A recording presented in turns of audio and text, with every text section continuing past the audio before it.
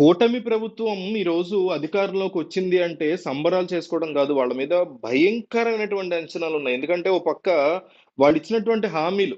జగన్మోహన్ రెడ్డిని జనం ఈ హామీల మీద ఎక్కడ గెలిపించేస్తారో అనేటువంటి భయంతో ఇచ్చినటువంటి హామీలు ఇవన్నీ. నిజానికి జగన్ లాంటి ప్రత్యర్థి అవతల లేకపోతే వీళ్ళు ఈ లెవెల్‌లో హామీలు ఇచ్చేవారు కాదు. జగన్ లాంటి ప్రత్యర్థి అంటే ఈ సంక్షేమ పథకాలు ఈ పప్పు బెల్లంలాగా పంచేటువంటి కాన్సెప్ట్ జగన్మోహన్ రెడ్డి తీసుకురాకపోయి ఉంటే వీళ్ళు కూడా ఇలా పంచేటువంటి కార్యక్రమాన్ని చేపట్టేవారు కాదేమో. ఏ ప్రభుత్వం మాత్రం ఉత్తిన డబ్బులు ఇవ్వాలనుకుంటుంది. బట్ జగన్మోహన్ రెడ్డి కంప్లీట్‌గా సంక్షేమ పథకాల వైపే కంప్లీట్‌గా ఇన్‌క్లైన్ అయిపోయారు. అందువల్ల ఆంధ్రప్రదేశ్‌లో అభివృద్ధి లేదనేటువంటి తీవ్ర ఆరోపణలు ఆయన ఎదుర్కొన్నారు. సో ఇప్పుడొస్తున్నటువంటి ప్రభుత్వంకు ఉండేటువంటి ఛాలెంజెస్ ఏంటి? ఇప్పుడొచ్చే ప్రభుత్వం ముఖ్యంగా ఉ ఉద్యోగాల విషయంలో ఉద్యోగాలనేవి భారీ ఎత్తున ఇవ్వాల్సుంటుంది. దానికోసం ఎక్కడ పడితే అక్కడ పరిశ్రమలు తీసుకురావాల్సుంటుంది. కానీ గత ప్రభుత్వంలో జరిగిన ఇష్యూస్ గావచ్చు, అనేక రకాల కారణాల వల్ల ఎన్నో పరిశ్రమలు వెళ్ళిపోయినటువంటి పరిస్థితి. వెళ్ళిపోయిన పరిశ్రమలు మళ్ళీ వెనక్కి తెచ్చుకునేటువంటి బాధ్యత ఈ కొత్త ప్రభుత్వానికి ఉంటుంది. ఎందుకంటే అవకాశం ఒకసారే వస్తది. అది పోయిన తర్వాత మళ్ళీ ఎక్కడి నుంచి పట్టుకొస్తారు? అయితే ఎన్‌డీఏ ప్రభుత్వం వెనకాలుంది. మోడీ వెనకాలున్నారు గాబట్టి, ఇంకొకలాగైనా పరిశ్రమలు తెచ్చుకునేటువంటి అవకాశం కళ్ళ ముందు కనిపిస్తుంది. దాన్ని ఇమ్మీడియేట్‌గా అందుకోవాల్సుంటుంది. అయితే వీళ్ళు అలవికాని హామీలిచ్చారంటే ఖచ్చితంగా అలవికాని హామీలే ఇచ్చారు. ఉచిత బస్సు లాంటివి అసలు అవసరం లేనటువంటి హామీలన్నీ గుప్పిచ్చారు. సో, ఈ హామీలు నిలబెట్టుకోవాలంటే 50% రాష్ట్రానికొచ్చేటువంటి రెవెన్యూ దానికే సరిపోతుంది. ఉచితాలు పంచుకుంటూ వెళ్ళటానికే సరిపోతుంది. అది కాకుండా అమరావతి యొక్క నిర్మాణం జరగాలి. కనీసం తక్కువలో తక్కువ 25,000 కోట్లైనా గావాలి అమరావతిని ఒక మోస్తరు వ్యవహారంగా తీసుకురావాలంటే.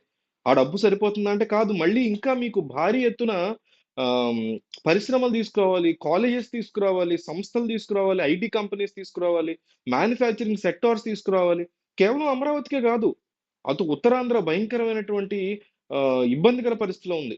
ఈ రాయలసీమలో వలసలు పెరిగిపోతున్నాయి. ఇవన్నీ ఆపాలి. ఒక ప్రాంతం నుంచి ఇంకో ప్రాంతానికి ఉద్యోగం కోసం వెళ్ళిపోతున్న వాళ్ళని గనక ఆపగలిగి ఇక్కడే ఉద్యోగాలు ఇవ్వగలిగితే, అది ఒక ప్రభుత్వానికి ఖచ్చితమైనటువంటి విజయంగా మారుతుంది. కానీ అది ఒక్కటేనా అంటే కాదు. చెప్తున్నా గదా! ఎన్నో రకాల సమస్యలున్నాయి ఈ రాష్ట్రానికి. 1 గాదు, 2 గాదు. మీకు పోలవరం అనేది ఎక్కడి వరకొచ్చి ఆగిపోయింది? ఏం జరుగుతోంది దాంట్లో అనే దానికి క్లారిటీయే లేదు. సో, దాని గురించి మాట్లాడాల్సి ఉంటుంది. దాని గురించి ఎంతో శ్రమించాల్సి ఉంటుంది. దాని మీద అసలు వీళ్ళ టేక్ ఏంటి? ఏం జేస్తారనేది చూడాల్సుంటుంది. అయితే మనకందున్న సమాచారం ప్రకారం 3-5 హామీలు ఇవ్వడానికి రేపు సాయంత్రం సంతకం పెట్టడానికి చంద్రబాబు నాయుడు సిద్ధమవుతున్నట్టుగా తెలుస్తోంది. మొట్టమొదటిది మెగా డీఎస్సీని ఆయన విడుదల చేయబోతున్నట్టుగా తెలుస్తోంది.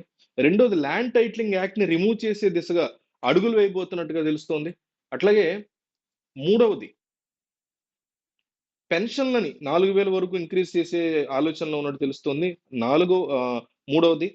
నాలుగవదొచ్చేసి అన్నా క్యాంటీన్‌ని మళ్ళీ రీస్టార్ట్ చేసేటువంటి ఆలోచనలో కూటమి ప్రభుత్వం ఉన్నట్టుగా గూడా స్ట్రాంగ్ వార్తలొస్తున్నాయి. సో, ఇవన్నీ వర్కౌట్ అవుతాయా? ఎందుకంటే స్కిల్ సెన్సెస్ మీద కూడా ఐదో సంతకం చేయబోతున్నారు చంద్రబాబు అంటూ వార్తలొస్తున్నాయి. సో, ఇదంతా వర్కౌట్ అవుతుందా? జరుగుతుందా? ఈ 5 హామీలు వర్కౌట్ అవుతాయా మనకి రాష్ట్రానికనేది ఒక పెద్ద ప్రశ్నగా మారుతుంది.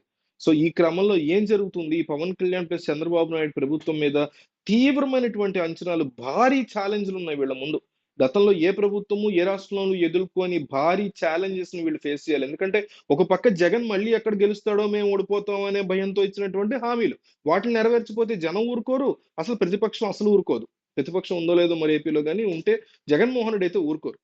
సో, ఇంకొక పక్క అమరావతి లాంటివి, పోలవరం లాంటివి పెండింగ్‌లో పడిపోయినటువంటి పరిస్థితి. ఇవన్నీ దాటిన తర్వాత ఇక న్యూట్రల్ పీపుల్‌కి మనలాంటి వాళ్ళు కోరుకునేటువంటి రిఫార్మ్స్ అనండి, ఇంకోటని ఇవన్నీ తెర మీదకొస్తాయి. సో, ఇన్ని అంచనాల నడుమ అంచనాలు అందుకుంటుందా కూటమి ప్రభుత్వం? మీరేమనుకుంటున్నారు? అందుకుంటుంది అంటే యెస్ అని, అందుకోలేదని మీరనుకుంటే నో అని కంపల్సరీ కామెంట్ చేయండి.